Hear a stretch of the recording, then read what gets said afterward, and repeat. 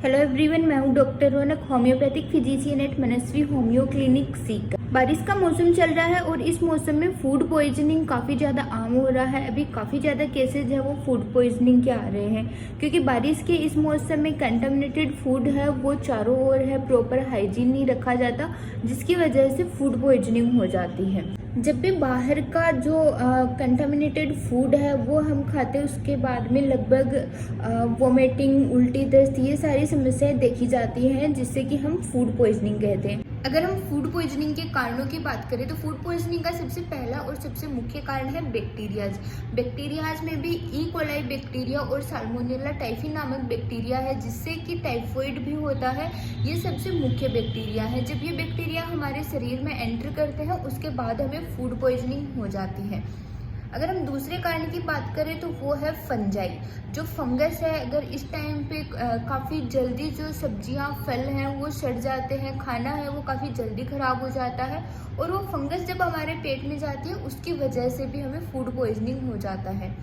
एक और कारण है केमिकल्स। जितने भी केमिकल्स हैं वो हम यूज करते हैं, चाहे से वो फूड कलर हो, चाहे से वो कुछ स्वीटनिंग के लिए हो, ये सारी चीज़ें भी फूड पॉइजनिंग का कारण हो सकती हैं। अगर हम फूड पॉइजनिंग के सिम्टम्स की बात करें तो फूड पॉइजनिंग का जो सबसे पहला सिम्टम है वो यही है कि अगर हम कोई भी खाना खा रहे हैं, हमने बाहर से भी कुछ खाया या घर से कुछ खाया, लेकिन उसके बाद में हमें अच्छा फील नहीं हो रहा, हमें एक अजीब सा फील हो रहा है, हमारा जी घबरा रहा हो, मितली आ रही हो, वोमिटिंग हो रही हो, या फिर उल्टी का जी कर रहा हो, डायरिया हो गया हो, दस्त हो गए हों, बदन दर्द है, सर दर्द है, और काफ़ी लोगों को बुखार भी आ जाता है।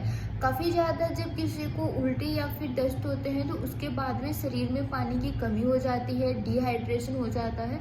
उसकी वजह से काफ़ी बार कोई इंसान है वो बेहोश हो जाता है, और अगर ये लंबा चलता है, काफ़ी दिनों तक अगर उल्टी दस्त हो ही जा रहे हैं, तो उसके बाद में इंसान है वो कोमा में भी जा सकता है। अगर हम बात करें फूड पॉइजनिंग के लिए प्रिवेंशन की, तो सबसे पहला प्रिवेंशन है वो यही है कि हमें हाइजीन का पूरा ध्यान रखना है।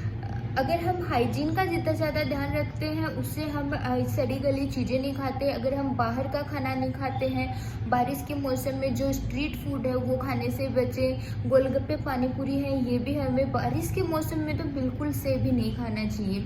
अगर हम कोई भी किसी भी तरह का कोई फूड हम खा रहे हैं, उसके हमें टेस्ट या फिर स्मेल में हमें थोड़ा सा भी फ़र्क मिल रहा है, हमें लग रहा है कि इसका टेस्ट या स्मेल है वो थोड़ा अल्टर है, तो हमें वो वाला फूड नहीं खाना है। फूड पॉइजनिंग के केसेस में भी होम्योपैथी है वो काफ़ी अच्छा काम करती है। अगर हम जैसे कि बिल्कुल हमें जो पहला सिम्टम है वो दिखते ही अगर हम होम्योपैथिक मेडिसिन उन सिम्टम्स के अकॉर्डिंग ले लेते हैं तो हम काफ़ी जल्दी रिलीफ पा सकते हैं। अगर हम फूड पॉइजनिंग की कुछ होम्योपैथिक मेडिसिन की बात करें तो इसमें जो सबसे पहले नंबर पर सबसे मेन मेडिसिन है जो सबसे ज़्यादा असरकारक है वो है आर्सेनिक एल्बम 30।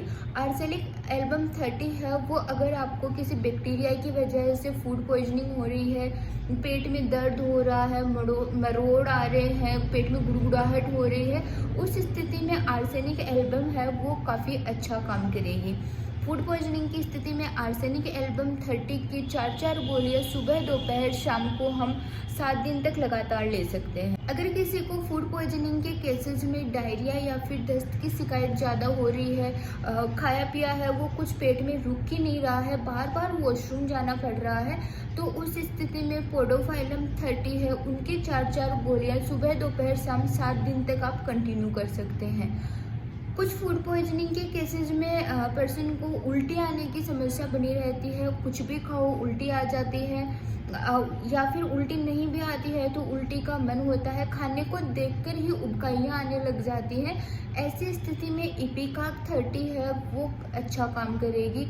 इपिकाक 30 के 4 गोलियां सुबह, दोपहर, शाम 7 दिन तक कंटिन्यू करें, आपको फूड पॉइजनिंग में काफ़ी ज़्यादा रिलीफ मिलेगा। इसके अलावा अगर फूड पॉइजनिंग के कारण, उल्टी दस्त के कारण हमारे जो बॉडी से काफ़ी ज़्यादा फ्लूइड जा रहा है उसकी वजह से हमें डिहाइड्रेशन भी हो सकता है। उससे बचने के लिए समय समय पर पानी पीते रहें। ORS है, ग्लूकोज है, नारियल पानी है, ये सारी चीज़ें समय समय पर पीते रहना है। शरीर में पानी की पूर्ति पूरी रखनी है। अगर आप किसी भी तरह की कोई भी हेल्थ समस्या से परेशान है, किसी भी तरह का कोई भी हेल्थ इशू हो, उसके लिए आप हमारे क्लिनिक मनस्वी होम्योपैथिक क्लिनिक पिपराली रोड पर आ सकते हैं, या फिर हमारे यहाँ पर ऑनलाइन कंसल्टेशन की सुविधा भी उपलब्ध है, जिसके नंबर है वो स्क्रीन पर दिए गए हैं। वहाँ पर आप हमें अपनी पूरी प्रॉब्लम्स बता सकते हैं और अपना पूरा ट्रीटमेंट ले सकते हैं।